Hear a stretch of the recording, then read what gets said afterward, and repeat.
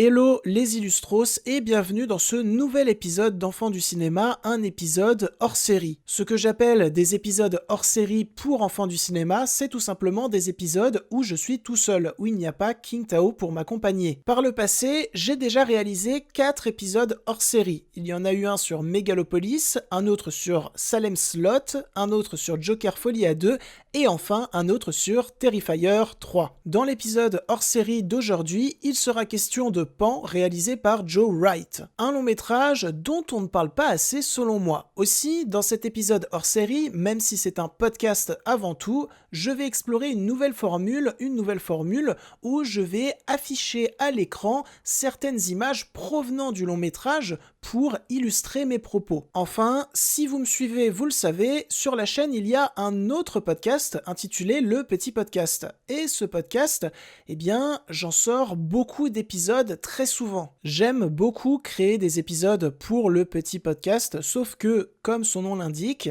c'est un petit podcast. Je me fixe à chaque fois la limite de 15 minutes à ne pas dépasser, ce qui me pousse à parler très rapidement, de manière très synthétique, des sujets que j'aborde. Et après avoir réalisé 34 épisodes pour Le Petit Podcast, j'avoue être un petit peu lassé de cette formule. Alors ça veut pas dire que je vais l'arrêter pour toujours, non, je vais juste la mettre en pause pour quelques temps pour plus privilégier la sortie d'épisodes hors série d'Enfants du cinéma, des épisodes hors série qui pourront durer le temps que je souhaite, où je vais pouvoir beaucoup plus m'attarder sur la présentation des longs métrages dont je vais parler, où je vais pouvoir beaucoup plus m'attarder sur certains détails, sur certains liens que je peux créer entre plusieurs longs métrages. Bien entendu, l'épisode que vous êtes en train d'écouter est chapitré, donc vous pouvez skipper les chapitres qui ne vous intéressent pas et passer directement aux chapitres qui vous intéressent. Sur ce, les Illustros, je pense avoir fini avec cette introduction. Non, juste, je tiens à dire que je vais essayer de trouver un nouveau jingle pour les épisodes hors série.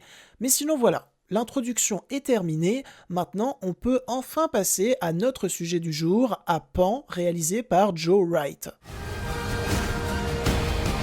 boy who could fly. Come on, kid. Make them believe.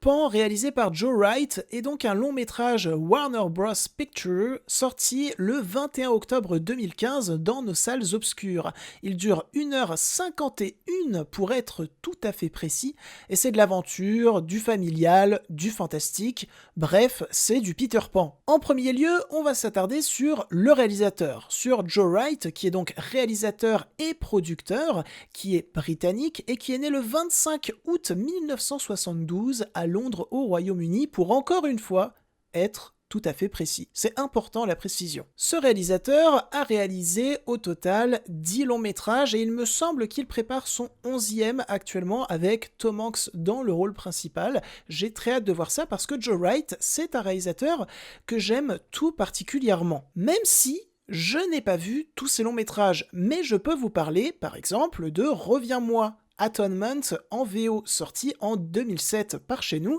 et qui est pour moi tout simplement un chef-d'œuvre. Voilà. On n'aime pas la modération ici, on n'aime pas ça. Reviens-moi est un long métrage nous contant l'histoire d'amour tragique se passant durant la Deuxième Guerre mondiale entre le personnage interprété par James McAvoy et le personnage interprété par Keira Knightley. Et c'est une pure merveille parlant avant tout du mélange entre ce qui est réel et ce qui relève purement de la fiction. Et ce propos-là est absolument fascinant de bout en bout, parce que quand on parle de la fiction dans les longs métrages, généralement la fiction est synonyme d'espoir. La fiction peut être réparatrice d'erreurs de la réalité. Et là, c'est l'inverse. C'est-à-dire que au-delà du couple dépeint dans le film, on va suivre un troisième personnage qui, sans le vouloir, va utiliser la fiction pour détruire la réalité et détruire toute forme d'espoir pour le couple dépeint dans le récit, dans une situation bien sombre qu'a connue l'humanité, à savoir la Seconde Guerre mondiale. Et là où le film m'a touché encore plus en plein cœur, c'est dans sa fin, où ce troisième personnage, qui a détruit sans le vouloir beaucoup de choses par la fiction, va enfin comprendre l'importance de la fiction, l'importance de la réalité, et qui, dans un dernier geste réparateur, par la fiction, cette fois-ci va vouloir offrir quelques petits moments de bonheur à ce couple malheureusement sacrifié tout le long du long métrage. Bref, qu'est-ce qui est réel ? qu'est-ce qui ne l'est pas, qu'est-ce que la fiction peut enlever, qu'est-ce que la fiction peut apporter, comment on peut contrôler la fiction. Toutes ces questions sont présentes dans le long métrage et sont merveilleusement traitées. Je pense que vous voyez où je souhaite en venir depuis tout à l'heure en vous parlant du film Reviens-moi, ce film qui parle du mélange entre la réalité et la fiction. Bien évidemment que Joe Wright allait finir par adapter sur grand écran l'histoire de Peter Pan, puisque l'histoire de Peter Pan c'est exactement ça, le mélange entre la réalité et la fiction. Et donc, pour en revenir à la présentation du long métrage, c'est d'après l'œuvre de J.M. Barrie et c'est scénarisé par Jason Fuchs. Je pense qu'on dit son nom de famille comme ça, j'ai des doutes. Bon, Jason Fuchs, qui n'a pas un palmarès de chef-d'œuvre, puisqu'il a scénarisé L'Âge de glace, La dérive des continents, c'est chouette, L'Âge de glace 4, mais c'est pas un chef-d'œuvre, et après Pan, il a scénarisé notamment Wonder Woman, ou encore Argyle, et puis prochainement, il sera sur la série Hit, Welcome to Derry. Ouais, c'est pas un excellent palmarès. Mais bon, qui sait, au niveau du scénario de Pan, on peut quand même avoir une excellente surprise. Et ça, je vais y venir un petit peu après. Bon, au niveau du casting, nous pouvons retrouver Levi Miller-Chu dans le rôle de Peter Pan, Gareth Edlund dans le rôle de Crochet, Hugh Jackman dans le rôle de Barbe Noire, Hugh Jackman aka Wolverine. Nous pouvons retrouver également Rooney Mara dans le rôle de Lily la Tigresse, Rooney Mara qui est ma chouchoute, c'est l'une de mes actrices préférées. Voyez-la dans Carol de Todd Haynes, elle y est absolument formidable, mais de toute manière, elle est formidable dans tout ce qu'elle fait. Voyez-la dans Millennium de David Fincher également. Qu'est-ce qu'elle est bien dans Millennium? Qu'est-ce que c'est bien Millennium? Millennium, je pense que c'est mon film de David Fincher préféré. Voyez Millennium, voyez Rooney Mara dans Millennium et osez me dire qu'elle n'a pas un charisme fou. Ce qui me fait penser également que si un jour il y a un biopic sur Audrey Hepburn qui est dans les tuyaux, castez Rooney Mara tout de suite. Ne vous posez aucune question, castez-la, c'est le perfect cast. Pour continuer sur le casting de Pan, nous retrouvons Amanda Seyfried dans le rôle de Mary Darling et c'est moi où Amanda Seyfried se fait de plus en plus rare sur les écrans. Voilà, je pose cette question. N'hésitez pas à y répondre. Plus en plus rare sur les écrans, comme Cara Delevingne qui joue une sirène.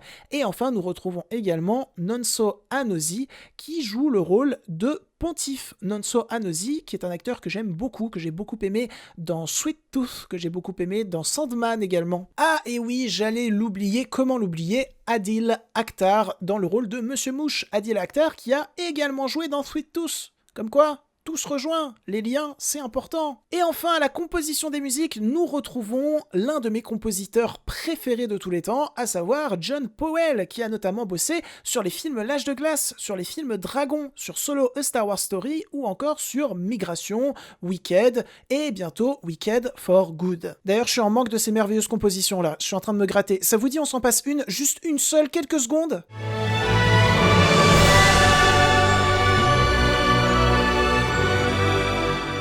Ah, ça va mieux. Et je pense que ça va mieux pour vous aussi. Écoutez du John Powell, c'est bon pour la santé, ça rend la vie bien plus belle. Et ceci était un extrait de la bande originale du tout premier opus de la trilogie Dragon. Bon, maintenant qu'on arrive à la fin de la présentation de ce fameux long métrage, il ne me reste plus qu'à vous dire ce qu'il raconte. Et oui, c'est toujours sympa de savoir ce qu'un long métrage raconte. Proposant un nouveau regard sur l'origine des personnages légendaires créés par J.M. Barrie, le film s'attache à l'histoire d'un orphelin enlevé au pays imaginaire. Là-bas, il vivra une aventure palpitante et bravera main danger, tout en découvrant son destin, devenir le héros connu dans le monde entier sous le nom de Peter Pan. Et je le dis d'entrée de jeu, je le dis pas à la fin du podcast, si vous voulez découvrir ce long métrage, sachez qu'il est disponible sur Max. Voilà, c'est pas un placement de produit pour Max, c'est juste que je trouve ça cool de vous indiquer où vous pouvez découvrir ce film. Point barre. Have you come to me, Peter? I don't believe in bedtime stories.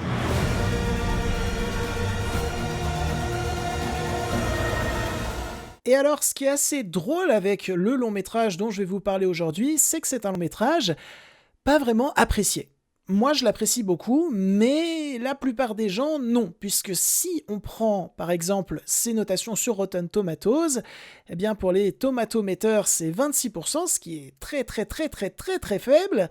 Et pour les popcorn meters, c'est 41%, ce qui est tout pareil. Et sur Letterboxd, il est à 2,2 sur 5. Ce qui est très faible, encore une fois. Mais bon, ça c'est pour les autres pays, c'est notamment pour les États-Unis.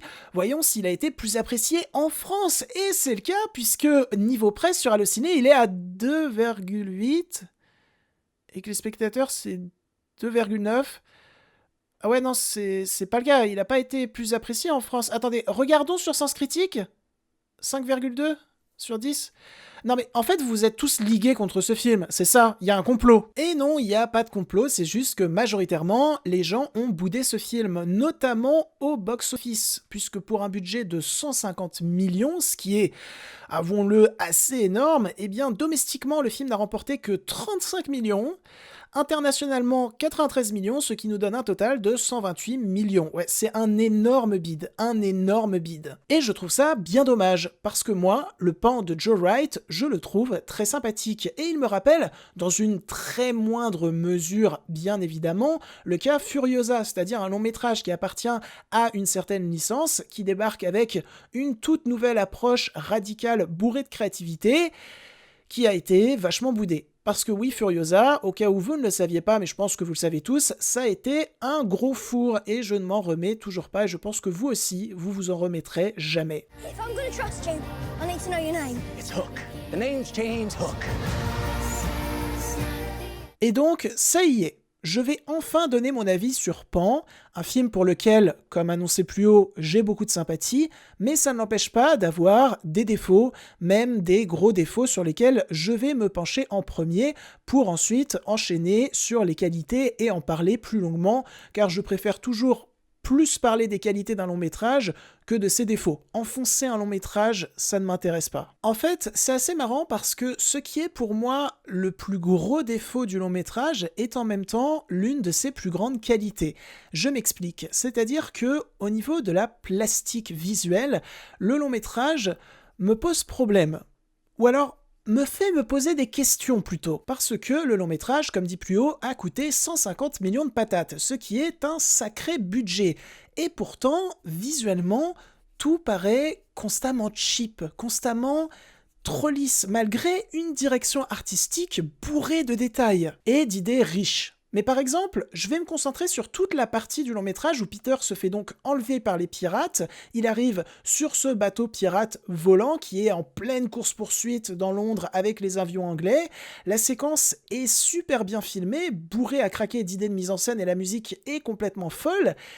Mais il y a quelque chose qui me dérange et donc je vais joindre à toute cette séquence-là, la séquence juste après que le bateau pirate se soit envolé dans les cieux pour aller au pays imaginaire donc. Après toute cette séquence de course-poursuite, nous assistons donc à une nouvelle séquence qui se passe dans l'espace, lol, ça rime, où le personnage de Peter est attaché grâce à une corde au bateau pirate, mais il va s'envoler et flotter dans l'espace pour aller jouer avec des planètes. Il y a tout un jeu à la mise en scène au niveau des perspectives qui est franchement malin et appréciable. Sauf que la scène précédente se marie extrêmement mal, je trouve, visuellement avec cette scène-là. On dirait que l'une des deux scènes a une intention visuelle extrêmement précise et que l'autre a juste été torchée visuellement. C'est-à-dire que toute cette séquence dans l'espace, qui est pour moi la première séquence où le personnage de Peter va véritablement rentrer dans un nouveau monde totalement imaginaire, oui, elle a un rendu cheap, oui, elle a un rendu plastique, mais pour moi, il y a une intention dans cette scène.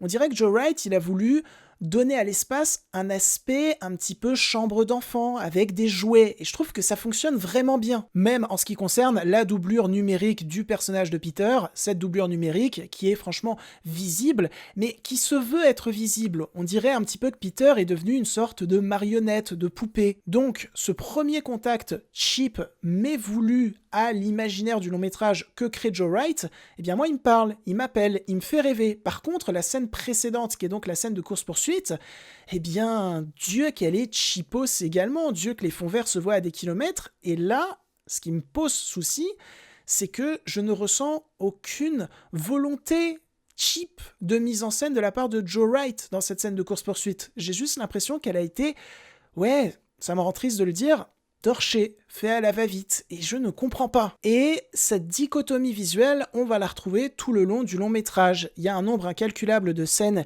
qui, oui, paraissent cheap ou kitsch si vous préférez, et où tu te dis, bah ouais, c'est une intention, je comprends vers où ça souhaite m'emmener. Et il y en a d'autres où, bah c'est juste moche, et c'est assez désagréable. Après, ça n'empêche pas le long métrage d'avoir un nombre incalculable d'idées visuelles, d'idées de mise en scène que je trouve franchement fabuleuses. Comme par exemple, bah tiens, remontons un petit peu en arrière si vous le voulez bien, à la scène où les enfants se font enlever, pas à la scène où ils sont sur le bateau pirate.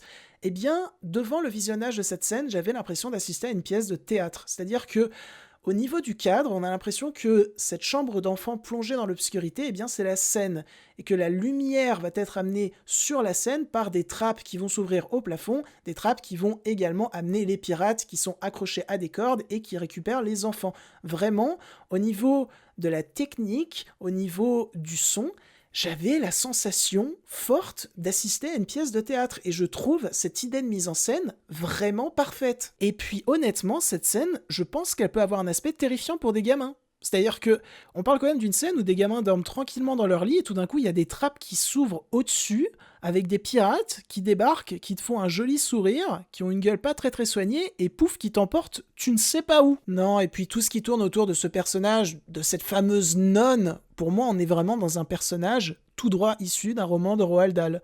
Un petit peu filmé à la manière Paul King, je sais pas si vous voyez. Et le truc, c'est que ça fonctionne très bien, notamment en termes de caractérisation de personnages. Pour continuer sur la mise en scène, on a l'une de mes séquences préférées du cinéma. Et oui, je ne rigole pas, à savoir la séquence de l'arrivée à Neverland, où donc Peter Pan est sur ce fameux bateau pirate qui vogue au travers des cieux, et qui percute notamment des bulles qui sont en apesanteur, des bulles qui contiennent plein d'univers différents. Ça, en termes d'idées visuelles, c'est du génie, mais alors, c'est moins du génie que ce qui arrive ensuite. Puisqu'après cela, le bateau pirate arrive où? Il arrive dans l'antre des pirates, où t'as tous les pirates qui chantent en chœur « Smell Like Teen Spirit » de Nirvana. Et ça, je trouve que c'est une idée vraiment, vraiment de génie.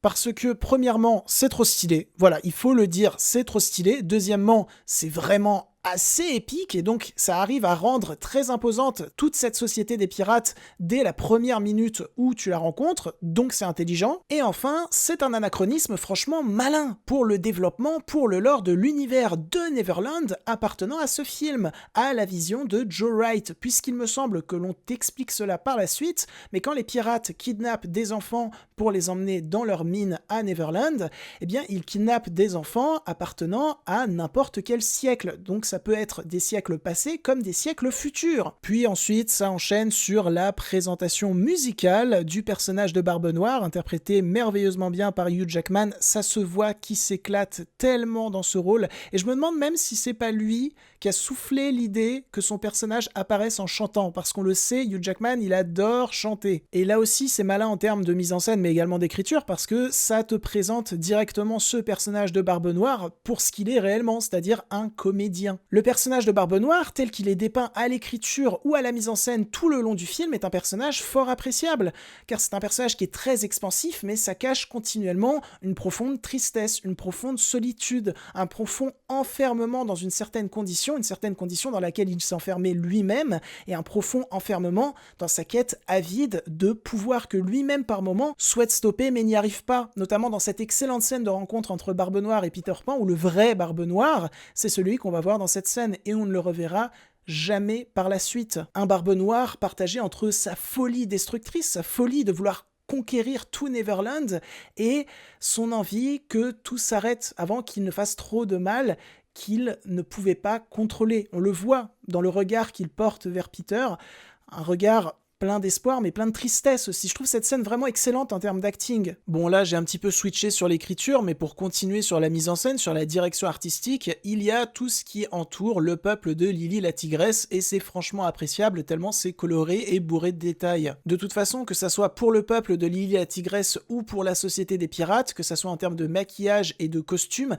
c'est tellement varié, c'est tellement soigné que t'en prends plein la rétine à chaque fois que tu assistes à une scène avec ces personnages-là. Et puis même en termes de décor, là-dessus le film ne déçoit jamais. Tu peux regarder partout dans le cadre et constamment tomber sur quelque chose d'intéressant à te mettre sous la dent, quelque chose qui va appeler au rêve, et ce également parce que les décors sont toujours bien filmés. Également, ce que j'adore en termes de mise en scène dans le long métrage, c'est qu'il va y avoir plusieurs séquences totalement en animation, et chacune de ces séquences va proposer un style d'animation différent, ce qui permet au long métrage de vraiment bien se renouveler dans sa narration, en plus du fait que chacune de ces séquences d'animation sont extrêmement travaillées et font un bien fou à ta rétine. Je pense notamment à toute la première séquence d'animation qu'il y a au tout début du long métrage, où c'est des personnages qui nous sont présentés mais qui sont conçus à base de poussière de fées ou de poussière d'étoiles, je sais pas trop, mais encore une fois ça convoque une imagerie du rêve que j'aime beaucoup. Il y a également une seconde séquence totalement en animation qui survient quand on est de passage chez le peuple de Lily la tigresse, une séquence d'animation que je trouve très intéressante dans sa technique une nouvelle fois, puisqu'on dirait du stop motion avec du bois. Je suis persuadé que c'est du stop motion numérique dans ce cas-là. Après, si c'est pas du stop motion numérique, c'est juste ultra impressionnant. Et enfin, on a la troisième et dernière séquence, il me semble, d'animation du long métrage, où là, j'ai l'impression que c'est un mariage entre prise de vue réelle et animation, c'est-à-dire qu'on va voir deux personnes se battre en duel, notamment Hugh Jackman, et on voit clairement que le visage de Hugh Jackman, le corps de Hugh Jackman, il a l'air d'avoir été filmé en vrai, mais ensuite, il a l'air d'avoir été redessiné de façon à ce que son corps soit animé par des bulles, par des vapeurs dans l'eau. Et donc, encore une fois, c'est très intéressant en termes de renouvellement de la narration de l'histoire par le visuel, en plus d'être techniquement, pour le coup, très abouti. Sur ces séquences-là, j'ai rien à redire. Bon, pour finir sur la mise en scène, concernant le climax de fin, même s'il est servi par des fonds verts assez cracra, il est également servi par de l'épique, par des chorégraphies de combat très appréciables, tout comme la mise en place et le développement de la tension. On y croit à ce climax, on est à fond dedans, et en plus de ça, il est accompagné de merveilleuses partitions musicales que je vais vous faire un petit peu écouter. Voilà.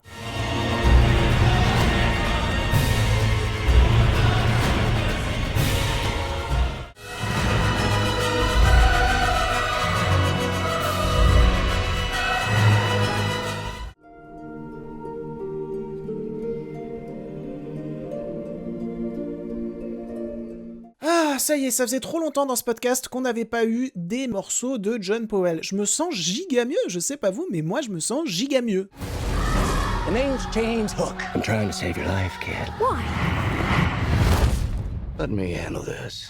Bon, maintenant place à la partie centrée sur l'écriture du long métrage. L'écriture du long métrage que je trouve, ma foi, vraiment bonne, notamment dans sa réinvention du mythe de Peter Pan, même si en soi, quand on y réfléchit, c'est pas vraiment une réinvention du mythe de Peter Pan, c'est surtout un préquel, ça nous conte ce qu'il se passe avant l'histoire qu'on connaît toutes et tous. Déjà, première qualité au niveau de l'écriture, on sent qu'il préparait une suite qui n'aura malheureusement jamais lieu, mais en même temps, on le sent pas trop, c'est-à-dire que Pan, c'est un film qui peut se suffire à lui-même, et ça, je trouve ça intelligent une nouvelle fois. Vraiment, le côté préparation d'une suite, c'est que au travers de 3 phrases dans le long métrage. Voilà, c'est bien distillé. Ensuite, qui dit histoire de Peter Pan, dit beaucoup de personnages à l'écran qui doivent réussir à exister. On a Peter Pan, on a Crochet, on a Lily la tigresse, on a Mouche, mais on a également de nouveaux personnages comme Barbe Noire et tous ses acolytes.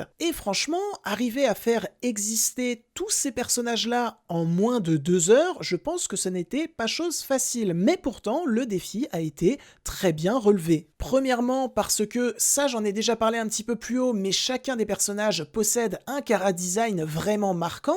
Deuxièmement, parce que chacun des personnages possède une scène forte qui lui est entièrement dédiée. Une scène véritablement spectaculaire visuellement où le personnage va pouvoir réellement faire ses preuves, car on va installer tous les enjeux de ce personnage, ces enjeux qui vont être développés par la suite dans le long métrage au travers de différentes petites scènes distillées par-ci par-là, mais le fait est que quand on introduit ce personnage et ses enjeux, on l'introduit avec une scène qui t'en met plein la rétine, forcément le personnage va automatiquement tout de suite te marquer. encore une fois, c'est intelligent. Et je trouve que ça manque beaucoup trop à des films à grand spectacle actuels. Des scènes où on introduit des personnages et ses enjeux, des scènes qui devraient être vraiment spectaculaires, vraiment marquantes. On a de moins en moins ça. Je pense notamment à un des personnages du dernier Captain America, l'acolyte de Captain America, qui, dans le long métrage, eh bien, est introduit comme ça, en chant contre chant, limite dans un couloir. Et bah forcément, le personnage va beaucoup moins me marquer, Coco. Alors que là, par exemple, pour le personnage de Barbe Noire ou pour les pirates qui l'accompagnent, on a toute cette scène de symphonie, de Smell Like Teen Spirit. Pour Crochet, on a toute cette séquence d'évasion de la prison qui, en termes de renouvellement de la tension et du spectaculaire, est très maligne, est très vivante et est très impactante. C'est toute une séquence qui consiste à suivre des personnages qui partent du point A, le point A étant très très très exigu, puis ils passent par le point B, le point C, le point D et finissent au point Z où là le cadre est juste immense. Dans la manière dont la scène est filmée, chorégraphiée, narrée, il y a presque un côté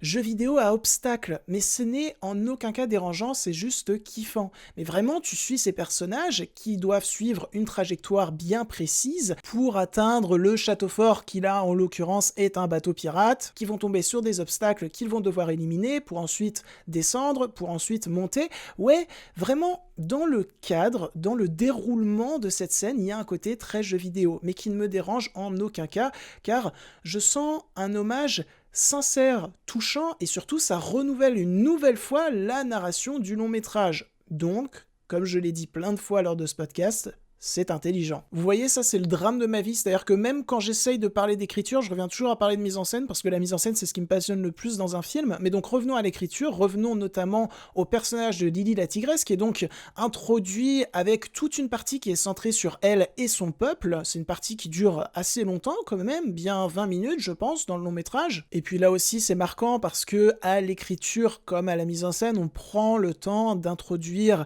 les coutumes de ce peuple, notamment leur manière de se battre. Il y a toute une scène de combat avec un trampoline et le but c'est de sauter sur ce trampoline et de se battre une fois qu'on est dans les airs. Voilà, je trouve que c'est une idée géniale, encore une fois. Et puis évidemment, il y a toute cette séquence en animation où c'est du stop motion bois numérique ou pas numérique. Dans tous les cas, c'est fort appréciable. Bref, l'introduction des personnages, de leurs enjeux, est vraiment très soignée à chaque fois, que ça soit du point de vue de l'écriture ou du point de vue visuel. C'est un beau mariage qui fonctionne. Le côté comédien de Barbe Noire, dont j'ai parlé un petit peu plus tôt, qui est excellemment traité, le côté lâche de Crochet, le côté très courageux de Lily la tigresse. C'est marrant parce que le personnage de Crochet comme le personnage de Lily la tigresse, quand il débarque dans l'œuvre, il sonne un petit peu comme des clichés. Et puis arrive cette scène du lever de soleil entre Crochet et Lily la tigresse, où ça y est, on va ajouter à ces personnages quelques petites failles, on va les emmener dans des directions où on n'avait pas prévu d'aller. Et justement, c'est malin que tout cela se passe à l'écriture au moment de la scène du lever de soleil. Voilà, on redécouvre ces personnages. Au personnage de Crochet, on va ajouter plus de drame, plus de sincérité à son développement, là où le personnage de Lily la tigresse, à son développement, on va y ajouter plus de douceur, mais également plus de chaleur, parce que quand le personnage débarque dans le récit, c'est un personnage qui est quand même assez froid. À la rigueur, le personnage qui est plus sur des rails tout le long du film, c'est le personnage de Peter Pan. On va dire que c'est un personnage qui est attachant, parce qu'en plus de ça, il est bien interprété, mais c'est un personnage au développement assez classique, on va dire. Avec ce personnage, il n'y a pas beaucoup de surprises, voilà. Non, et puis pour tout ce qui est développement du lore, tout ce qui est développement des enjeux globaux à l'écriture, ça tient quand même plutôt bien la route. Alors je dis plutôt bien la route parce qu'il y a quand même quelques éléments de l'intrigue qui sont prévisibles, mais à côté de ça, on a quelques surprises aussi. À la rigueur, en termes de gros défauts à l'écriture, je pense automatiquement au personnage de Mouche qui, lui, pour le coup, n'a pas vraiment de scène marquante. En fait, il est là tout le long du film pour faire des blagues qui sont pas très drôles et du coup, ça plombe le récit.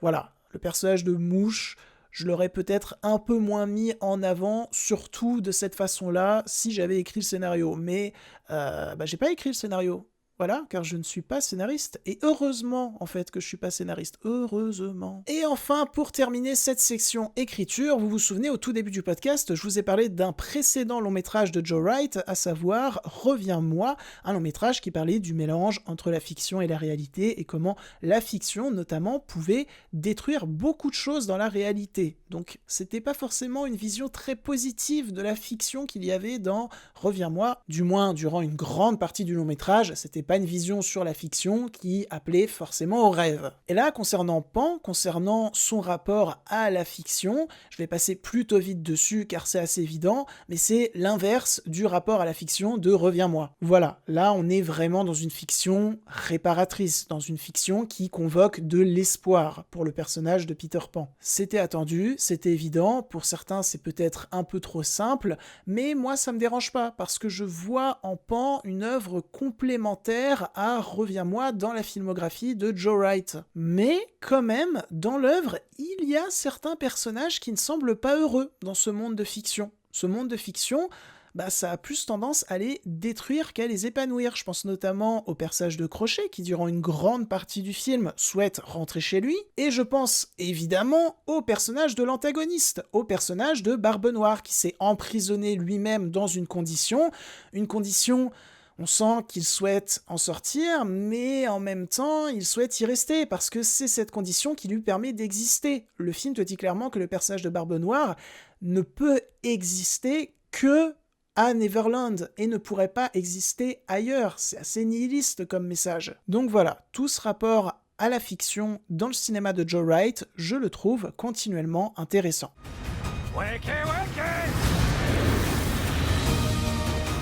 Nous voilà donc arrivés vers la fin de ce podcast. Il ne me reste plus qu'à dire que Pan, c'est un bon film, c'est une bonne réinvention du mythe de Peter Pan, qui a ses défauts, ses gros défauts même, par certains moments, mais c'est une réinvention du mythe de Peter Pan qui comporte énormément d'idées riches de cinéma, d'idées riches visuelles, d'idées riches de narration, qui a de bons personnages, qui a une bonne intrigue, et c'est dommage que cette réinvention ait été autant boudée, méprisée par le public. Moi, je peux pas dire que je l'ai méprisée, puisqu'à l'époque, c'était en 2015, je suis allé le voir au cinéma, en famille.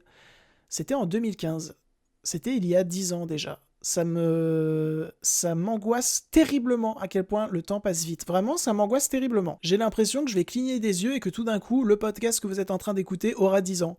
Voilà, mais c'est affolant. Vraiment, c'est affolant à quel point le temps passe vite. Voilà, c'était le moment angoisse du podcast. Pour finir, je me suis rendu compte il y a quelques temps qu'il y avait peu d'adaptations sur grand écran du mythe de Peter Pan qui n'étaient pas des bons films. En tout cas, je parle des adaptations qui sont les plus connues. Quand tu prends l'adaptation qui a été faite par Disney, quand tu prends l'adaptation qui a été faite par Steven Spielberg, qui est pour moi la meilleure adaptation du mythe de Peter Pan sur grand écran et qui est également pour moi l'un des meilleurs films de Steven Spielberg, je sais qu'il y a beaucoup de gens qui ne sont pas d'accord avec ça, mais je vous attends. Vous savez quoi ? On va se battre. Non, plus sérieusement, quand tu prends également l'adaptation de 2003 et donc l'adaptation de 2015 dont on parle aujourd'hui, je me suis rendu compte que c'était toujours des films vraiment bourrés d'idées. Alors, il y en a que j'aime plus que d'autres, évidemment, mais c'est toujours des films qui te proposent un grand spectacle qui se fout pas de ta gueule. Ou alors, si c'est pas du grand spectacle, ça te propose toujours une nouvelle narration assez attrayante. Je pense notamment à Peter Pan et Wendy, réalisé par David Lowery pour Disney.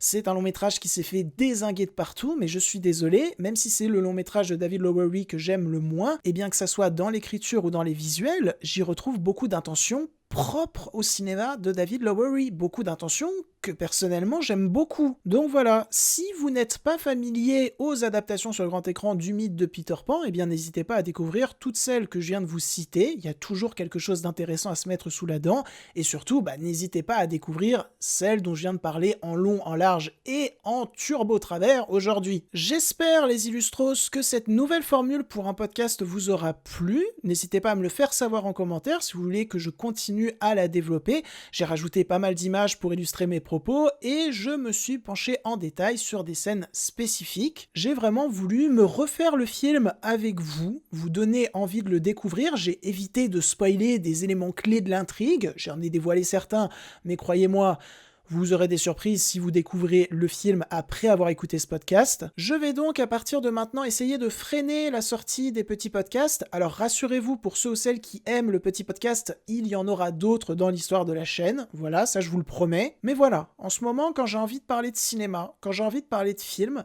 j'ai envie d'en parler longtemps, de manière détendue, de manière détaillée. Et donc, je vais essayer de sortir une fois par mois un épisode hors série d'Enfants du cinéma, qui sera accompagné normalement d'un épisode d'Enfants du cinéma qui ne sera pas hors série, où il y aura donc King Tao. Donc, ça fait Normalement, double ration du podcast Enfants du cinéma pour vous par mois. Sur ce, il ne me reste plus qu'à aller côtoyer d'autres univers, probablement celui de Neverland, mais avant cela, sachez que tous mes réseaux et tous les réseaux d'Enfants du cinéma sont disponibles en description. N'hésitez pas à aller les suivre car nous sommes très présents dessus. Maintenant, deuxième étoile à droite et tout droit jusqu'au matin, et je vous dis salut!